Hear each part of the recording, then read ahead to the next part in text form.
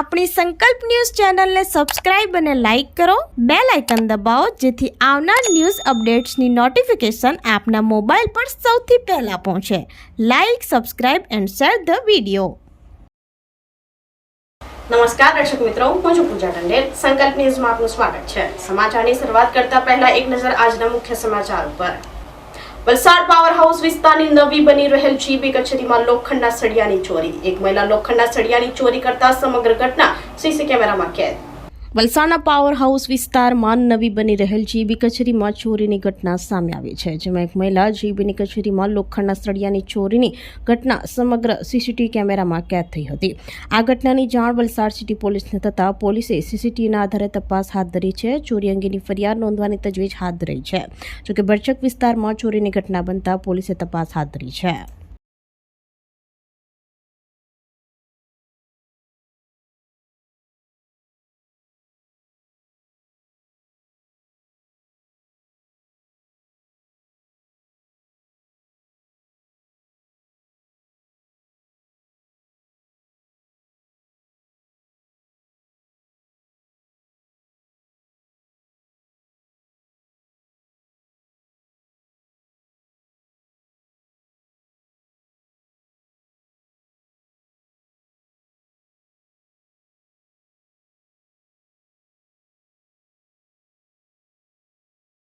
ઉમરગામના ફણસામાં Ganesh પંડાલના operation સિંદૂર થીમના આબેહૂબ દ્રશ્યો police સ્ટેશનના ગણેશ પંડાલમાં જીવંત કરાયા.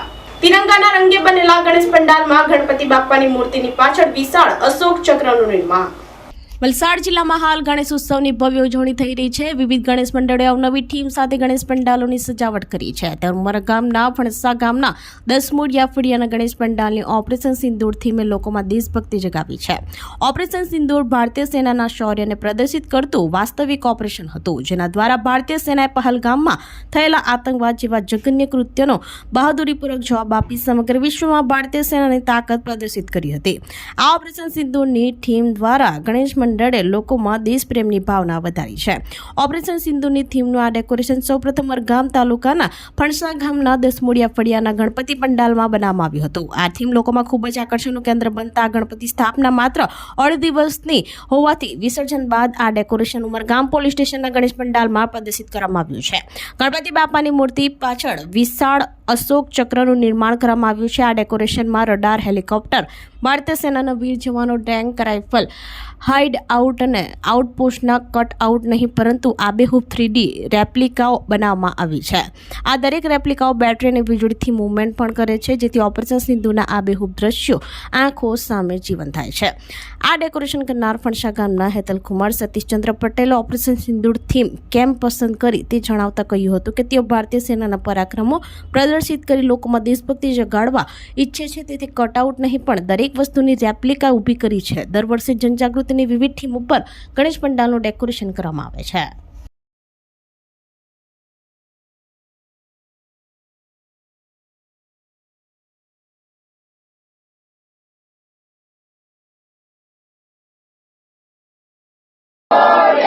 गणपति बाप्पा मोरया, 1 2 3 4 गणपति का जय जयकार, 1 2 3 4 गणपति मोरया, गणपति बाप्पा मोरया, मोरया रे बाप्पा मोरया रे.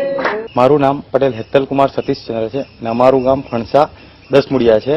અમે ગણેશ પંડાલમાં આ વખતે ઓપરેશન સિંદૂરની થીમ બનાવીને અમે ડેકોરેશન બનાવ્યું છે અને તે અમે એ ધ્યેયથી બનાવ્યું છે કે અમે લોકોમાં દેશભક્તિ, ધર્મપ્રેમ બતાવવા માટે અમે આ ડેકોરેશન કર્યું છે. જેમાં અલગ અલગ સાધનો અમે બતાવ્યા છે, જેવા કે રડાર છે, હેલિકોપ્ટર છે, ટેન્ક છે, એવા બધા સાધનોથી અમે ડેકોરેશન બનાવ્યું છે. અને અમે દર વર્ષે અલગ અલગ થીમ ઉપર ગણેશ પંડાલમાં અમે ડેકોરેશન બનાવીએ છીએ. અમારા ગણપતિ વિસર્જન અઢી દિવસ નહીં હતા અને આ અમારી થીમ છે તે બધાને વધારે ગમી અને આ થીમ અમે ઉમરગામ પોલીસ સ્ટેશન ઉપર આપી છે અને તે આનંદ 14 સુધી રહેશે. પારડી દમણે ઝાપા ખાતે મકાનમાં શોકેસ પાસે આવી ચડેલ કોબરા સાપને જીવદયા ગ્રુપે બચાવ્યો. પારડી દમણી ઝાપા પાસે રહેતા બાબુભાઈ પટેલના ઘરના હોલમાં શોકેસ મૂકેલું હતું, જેમાં સાપ આવી ચડ્યો હતો. આ અંગેની જાણ જીવદયા ગ્રુપને કરતા પ્રમુખ અલી અંસારીના માર્ગદર્શન હેઠળ સભ્ય યાસીન મુલતાની અને ઋષિ ઠાકોર ઘટના સ્થળ ઉપર દોડી આવ્યા હતા. આ ઝેરી કોબરા સાપ હોવાની જાણ થઈ હતી, જેને સહી સલામત રીતે રેસ્ક્યુ કરી પકડી લેતા પરિવારે રાહતનો શ્વાસ લીધો હતો અને આ અંગે વન વિભાગને જાણ કરી જંગલમાં મુક્ત કરવાની તજવીજ હાથ ધરી હતી.